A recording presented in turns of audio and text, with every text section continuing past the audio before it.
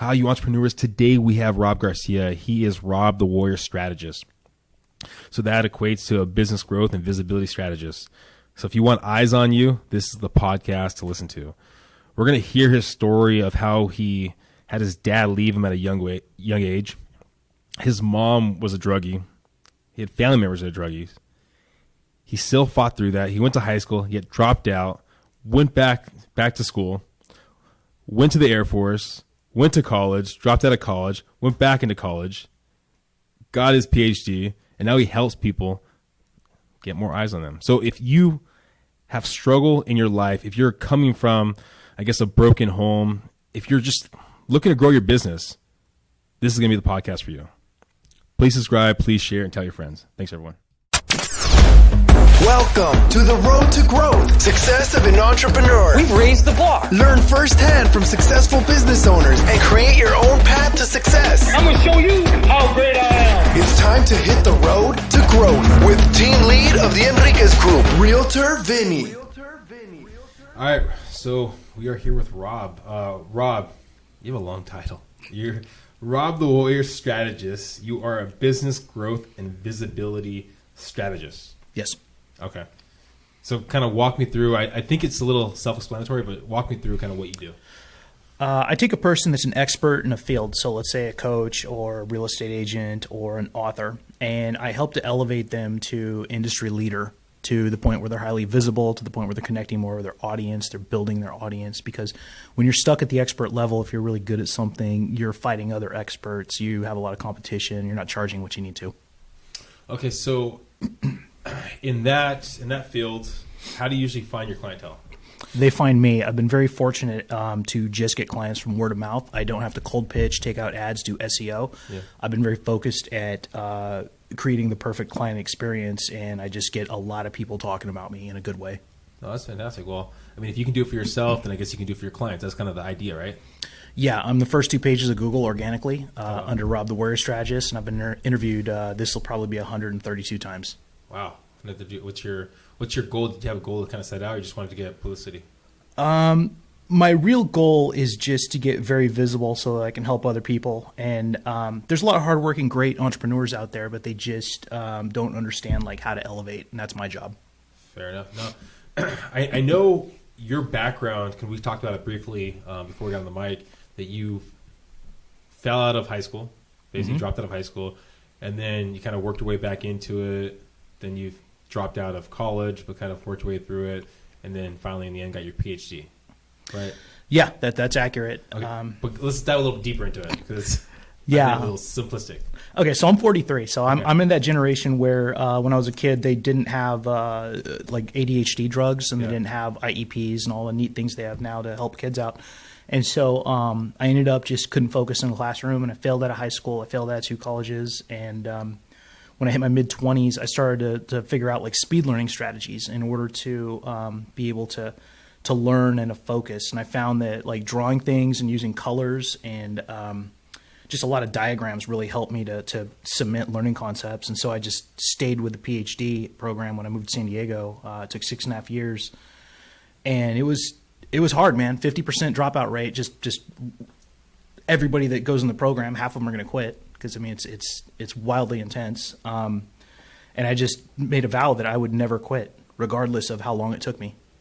So, what was the idea behind that? Because I mean, from at least people that I've come across, if they don't go through high school, right, and they drop out, maybe they'll start back up and then go to college. But usually, if they drop out in college, it's like, okay, I'm going to do a trade, or I'm going to do something else. What was that driving force to go, okay, I need to finish this education? So the transitional point was the Air Force, because at 19, I'd failed out of like my second college, and I joined the Air Force at 21. I was sleeping on the floor and I couldn't afford meat. Like I was at the lowest point in my life, and joined the Air Force, finished my degree, and then moved to San Diego and started going to grad school. And so it was just consistent elevation. As a little kid, I never even thought I'd go to college. Like I had no hope. I was raised by a drug addict. I didn't have a lot of options. So, like, what kind of drugs or what was going on there?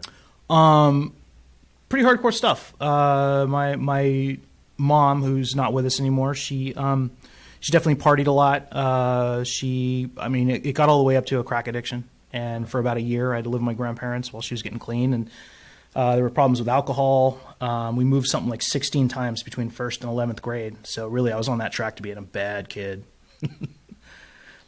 So what, did you ever venture into any kind of drugs or anything like that? Or No.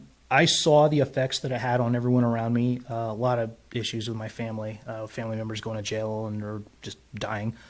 And I realized it wasn't for me. And it was just, even at an early age, I just had a semblance of morality where I knew it wasn't the right fit. And I mean, I think I tried pot twice when I was 15, and then I've had a secret clearance since I was like 21. So it's never been an issue. Okay, so walk me through. Okay, so you drop out of high school. Mm-hmm. You said, how old were you when you joined the Navy? Air Force. Air Force. 21. 21. Yeah. What? So you weren't able to eat at your lowest point. How did you pick the Navy? Or Air Force? I don't know what you're saying, Navy. How did you pick the Air Force? I'll pop There we go. My friend had gone through. It was a good experience for him. He'd gotten a lot of good training, and I knew that they had really good schools, and I knew that I'd be able to eat chicken, and so I just joined. And I was like, yeah, and I ate a bunch of chicken. Did you Google that time, or how did you find basically the Air Force? Like, it was just like I just heard about from some friends. Back then, computers were still in their infancy, so we're talking between 96 and 98.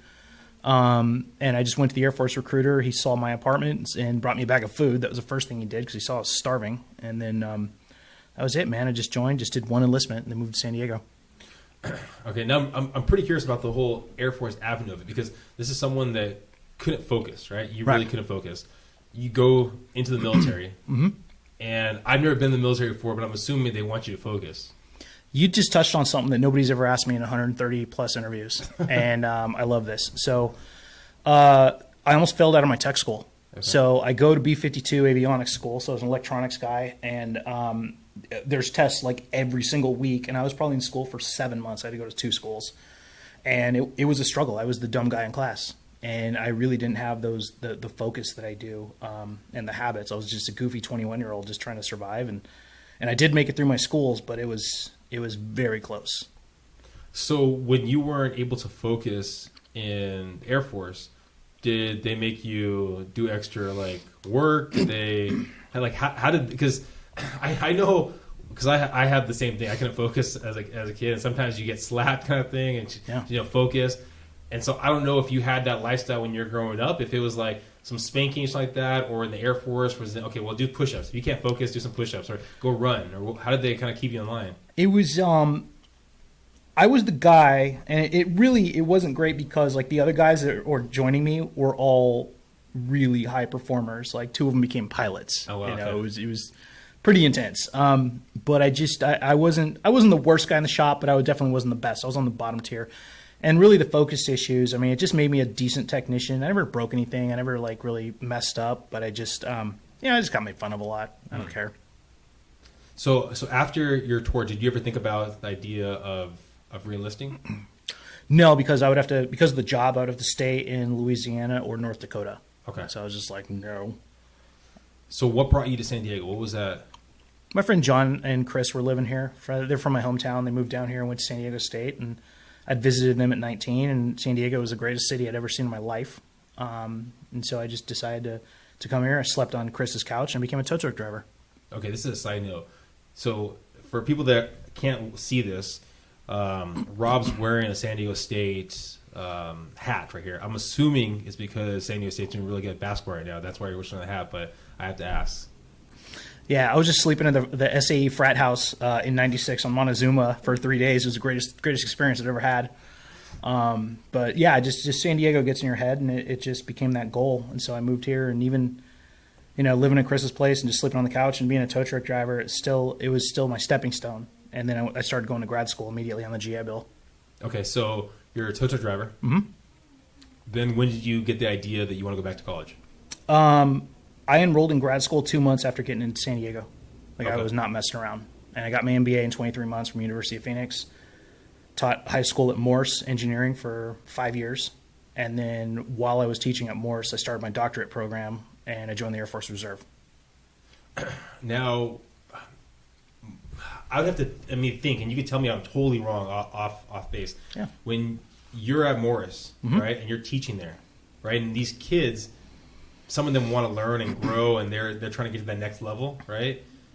Did that push you at all to take your journey to the next level? It did. That's the main reason I went for my doctorate in education, because I wanted to, if I'm assigning them to a 2-page paper and they're complaining about it, I want to lead from the front and be like, look, I got to write a 30-page paper. I don't want to hear it. And it was, I'm still in touch with a lot of the kids I taught back in the day. So I was there from 05 to 09. Okay. So then walk me through, after you leave Morris, what happens next? I got into a career field called technical writing. Pays pretty well, and it's just where you make technical documents for like defense contractors. So I've worked for like General Atomics, Solar Turbines, Cymer, a few other companies. And then I just went, about 4 years ago, I just went into full-time entrepreneurship. I loved being my own boss. I loved the freedom. Started a magazine and just doing my own thing since. Okay, so did you have any background in any of these platforms, building a magazine, anything like that? Where did the knowledge base come from? I taught myself completely. So as I was getting my PhD, I identified these learning strategies to figure out how to, it's pretty much just speed learning, not to be confused with speed reading, but it's speed learning where you figure out a technique and you just do it really fast with research. And so I taught myself how to make a magazine. I taught myself how to write books and publish them. So I'm an 8-time author. And so certain things like complicated processes, as an entrepreneur, you figure out, okay, can I learn this or do I have to delegate it? Because something that's complicated, like graphic design, like something that takes specialized skills, being a mechanic, being a computer technician, whatever, that's not something you're going to learn overnight. So it's better to hire pros. And that's one thing I've learned in business. Okay, so what came first, the books, the magazine? The books first. So I wrote a book for teenagers called Teen Juggernaut. I was really lucky. I got on like the morning Fox News here, featured for that. And then the magazine came about 4 years ago. And it's been good. I've interviewed Delta Force, SEAL Team 6, New York Times bestselling authors, and a couple of 7-figure coaches. But we always try to have somebody really impressive on the cover. How often does your magazine come out? It's quarterly, so 4 times a year right now. Okay. I was doing it monthly, and it was way too intense. What's the magazine's name so people are listening? Shift Advanced Life Design. Okay, perfect. And so now so you're doing the coaching at Morris, and then from there, when did you get back into coaching, seeing that all the stuff that knowledge base that you've accumulated, I can help out other people?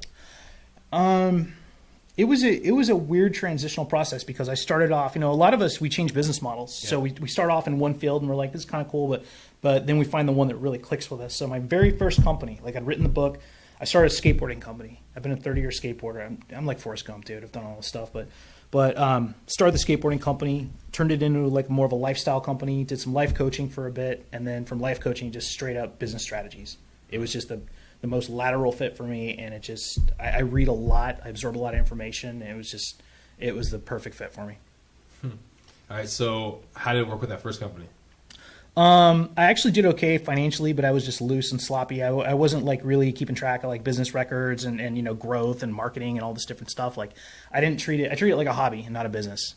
Mistake number 1. So how did you learn that mistake? I just looked at what, over the years you kind of figure out, like looking back, you're just like, oh wow, these were like if I went back now and went back to that, I would do it completely differently. Like I would know more about who to talk to. I would have writers. I would have a great website, like all this different stuff. But at the time, I just wanted to do something involved in skateboarding. But I didn't really understand like there's a whole different mindset to running a business. Okay, so if let's say someone's listening right now, they're looking to start a business. Right. They have, let's say, a month. What would be that rough game plan of doing something in a month?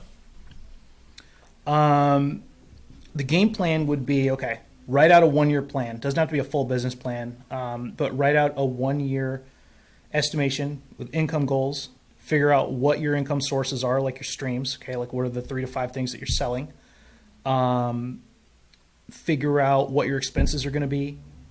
Start building your network. Start isolating your audience. Figuring out who loves what you do and where are they. So figure out who your client avatar is.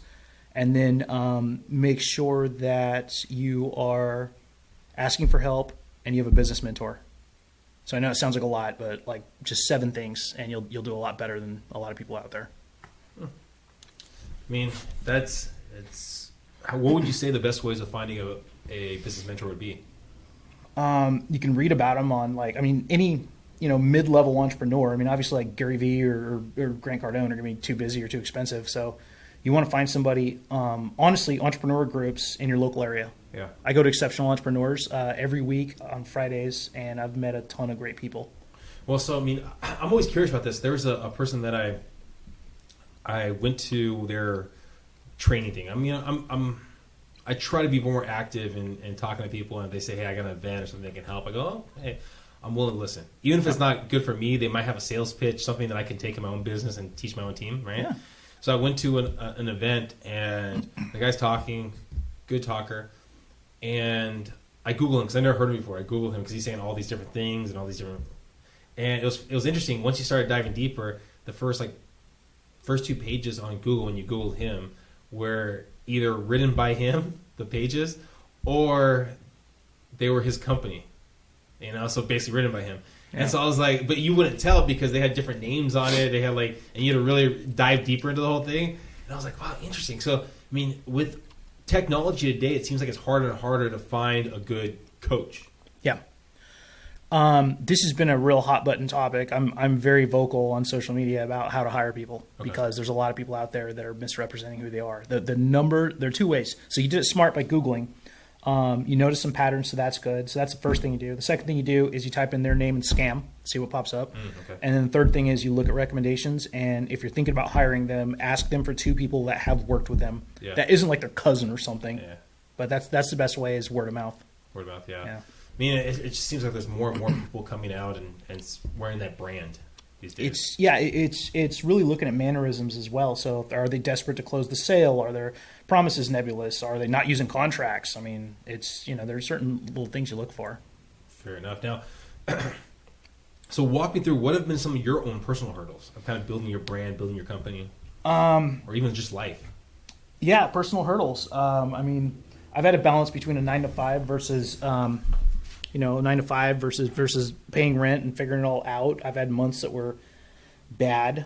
I've done in the last year, I've up-leveled everything. I'm at the point now where I'm signing 5-figure contracts. I've gotten a lot more press, a lot more media, but I've also gotten a lot more consistent and a lot more focused, a lot more disciplined. The biggest thing is until you're at a place where you're consistently making X amount of money, whatever your dollar amount is for a couple months, you need to cut out sports, you need to cut out video games, you need to cut out some family time, not all, but some. You can't be going to a pub on Sunday and drinking and watching the game for 5 hours and just being worthless. So you're going to have to put in some hours until you prove your model. And so my own personal hurdles were figuring out balance. I've recently hired team members to help me with the magazine, some other stuff. It's going very well. But until you have that steady income, entrepreneurs are easily distracted, and especially if you have a creative mind, you'll want to do a lot of things at once. And you got to understand what things bring in money and what things don't. So yeah, one thing that I started to do is, because I have my hand in a lot of different things. Yeah. And so I'll assess the different opportunities that I have, right? Then I look at that opportunity. I go, okay, what's the system in place and how much time is it going to take me to incorporate this in my business? Yeah. Right? Can I leverage it? Okay, it's going to be a monetary thing. It's going to be a time thing. What's going to be there? And then once I feel that I have a strong enough system to incorporate it, and it's not going to take a drastic amount of time, then I incorporate it. There's stuff that I put in there. I go, well, the value's not there at this moment. Yeah. Where I'm not going to get the greatest of return to incorporate this right now, but I see the benefit in it. So I just got to figure out another way of skinning that cat, basically. I did something yesterday. I did the most deep dish planning session I've ever done yesterday at Better Buzz Coffee. And I did something that's a really nice place. You do look at the one that was in Hillcrest, right? Yeah. Yeah, that's a really nice place. Yeah, it is. The tonic espresso is amazing. So what I did is something called LOE LOI. I wrote down all my income streams, and I wrote down level of effort versus level of income. And so anything that is high effort, low income, you want to get rid of. Yeah. Anything that is low effort, high income, you want to keep. And that comes with automation. So by doing this, it was the first time I've ever done this, and I really looked at it. There's 9 income streams, and I'm just looking at the different designators. And really what it made me realize is I need to automate a lot more. I need to get an evergreen course out there and selling on its own because it's completely out of my hands. I don't have to deal with it. One-on-ones are the most time-consuming. Yeah. But they also bring in the bacon. So it's important for people to understand if they have multiple income streams, like where are they spending their time, what is fruitful, what is selling, what's popular, and to really understand, spend your time better, and then eventually just task it off to your VA. Yeah, it makes sense. So has that been one of the biggest hurdles, or has there been anything else besides? I know you said that, I think before we talked, that when you were overseas, I think your mom passed away, right, of cancer? Yeah, that was a bad one. Last year was the most tumultuous year I've ever had, I think, in my life. I went to Qatar for 6 months to do anti-ISIS combat support, so I'm just working in this air operations center. I knew my mom had cancer. We talked a little bit. It was terminal, and so it was a chance I took. We weren't super close. We'd had years where we didn't talk. And 3 months in, I got the phone call, like, your mom's going into organ failure. You need to call over there and talk to her. She's got 2 days to live. And so I just went home. I got to talk to her. We talked for probably 2 hours, and I just focused on the positive. I didn't bring up anything bad.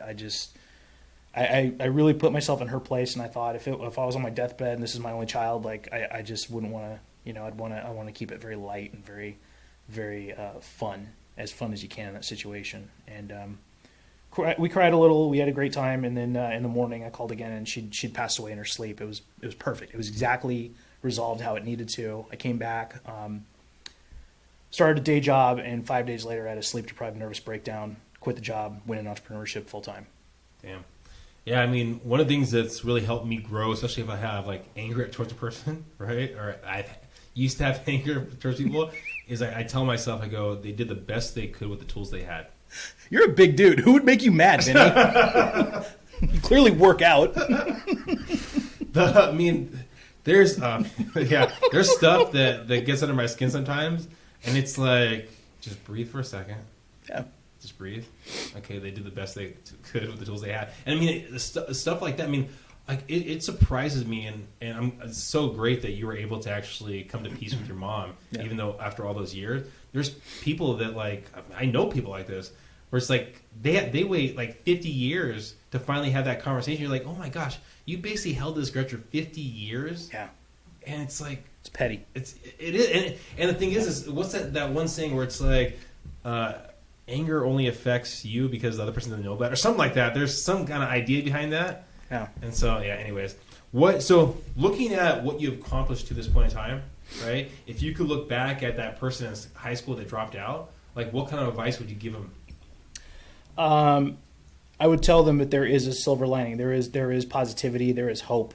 Because in high school I had no hope. And in ninth grade I absolutely wanted to take my own life. I hated every single day. I was living in my grandmother's house. She was a hoarder.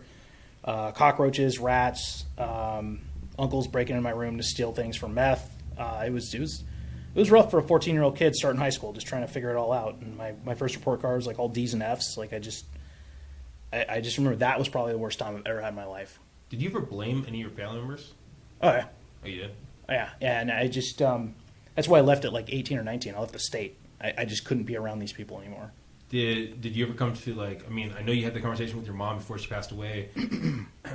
Was there ever, like, a moment where you just kind of forgave them? It was just more avoidance. Okay. Because you can't. There's certain people in your life that are not going to change. They're set in their ways, and that's fine. Yeah. That doesn't have to be who you surround yourself with. Yeah. And so, moving to San Diego, I've surrounded myself with some great people. I do a lot. I host events at my place in Hillcrest and holiday parties, stuff like that, and just that feels like family. Yeah. Yeah. Do any of your relatives reach out to you to this day? I have a half sister I'm close to. I have a grandmother, and that's pretty much it, man. My dad left when I was 3. He moved to Mexico, and that's it for family. Yeah. So I've had to be a self-starter since like 18. Well, I mean, I guess that one thing is you're not burdened with, I guess, people that are going to bring you down because you got to pick basically your true family now, right? Like you're talking about. Yeah. So I guess there's always a silver lining, I guess, in that sense. Yeah, it's I talk to people that have families and like all this strife and personality clashes and stuff. It's just so foreign to me because I don't deal with any of that stuff. So it's weird when oh, me and my sister fight all the time, and she married somebody I hate, blah blah blah. We went to this gathering with 20 people. It was awkward, and I don't know what any of that's like. Well, it's so funny. So I was in Afghanistan for a year, and it's so funny because like I love my family. I love my family to death, but of course we have like the squabbles, that kind of thing every once in a while. And so one of the best things I would say while I was out there is I'd just be like, oh, the Wi-Fi's down. And so then I would have to deal with basically any smart. of that stuff. Like so it's like wow, it's so much easier. But now it's like the reality is you can get in contact with me probably any second of the day. Yeah. So what kind of advice would you give entrepreneurs out there, things to look for, people that have kids that are struggling because they can't focus? Like what kind of advice would you give people out there? The advice I would give, find a business mentor, first of all. Whether you got to go to like entrepreneur meetings in San Diego, there's a ton of them. There's BNI, there's exceptional entrepreneurs. But you definitely need a mentor. You need an accountability partner for once a week, just to deep dish and to talk about strategies and to collaborate. And then strategize once a week. Like sit down, go to a coffee shop, write out your income goals, write out what you need to get done, and plan for growth. Make sure that your business has a plan for growth every year. Increase your fees, and self-learn as much as you can. And if someone's an expert in their field, or they're expert in their field and they need more exposure, how would they get in contact with you? My main website is yournextlevelofsuccess.com, or you can join my Facebook group, Success Engineers with Dr. Rob. It's completely free, and I give weekly trainings. And then before we finish this episode, I just want to check what's next for you guys. Rob. What's next? I'm going to create a branded event for March in San Diego. I've got an entire year of projects. I'm running 2 digital courses right now for Visibility and Growth, Destiny Project, and Tax CEQ. And just increasing the income, but increasing the impact. That's really what it's about. It's changing people's lives. Well, I appreciate all the time you've given us. And there's a lot of times it sounds like you could have just gave up. There's probably a lot of people that have given up in your situation. Having a drug-addicted family, dropping out of high school, dropping out of college, and it seems like you persevered, and not to give you power to that. And so I think anyone listening right now that feels like they have a struggle or they need to get to the next level, I think you'd be the perfect person to talk to because you've gone through the struggles. Yeah, I appreciate that. Thank you. Everyone listening, please subscribe. Reach out to Rob. Can you say your information one more time, Rob? Yeah, the main website, yournextlevelofsuccess.com, or you can find me on Facebook, Dr. Rob Garcia. All right. Thanks again, Rob. Again, everyone, please subscribe. Please share. This is the Road to Growth podcast, and just trying to tell people stories. Thanks, everyone. Thank you for listening to The Road to Growth, Success of an Entrepreneur. Please like, subscribe, and stay connected. Visit www.theenriquezgroup.com. Yeah, I created a website. Hope to see you again next week. The Enriquez Group, signing off.